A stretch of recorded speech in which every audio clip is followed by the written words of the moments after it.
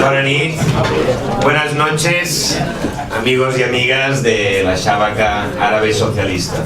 Es la primera vez que participo en una cena, en un acto de la Shabaka, y os quería empezar por agradecer el haber sido capaces de formar justamente esto, la Shabaka, la agrupación de aquellos que son socialistas y que tienen pues vínculos, que son árabes o aman el mundo árabe. Y en este sentido creo que hacéis una buena aportación a un partido que es el Partit dels Socialistes de Cataluña, que si en algo me honra es que es el partido socialista en Cataluña, pero es el partido que mejor refleja desde siempre y tiene la vocación de reflejar mejor este país, que es Cataluña. Y como el país al que quiere servir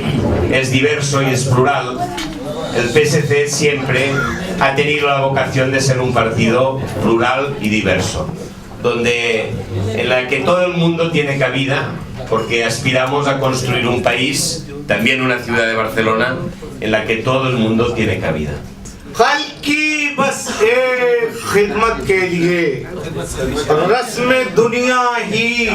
निभानी छोड़ दी, रस्म दुनिया ही निभानी छोड़ दी, होगा अब अलकाल दे शहर का इंशाअल्लाह फिर हमारा जोर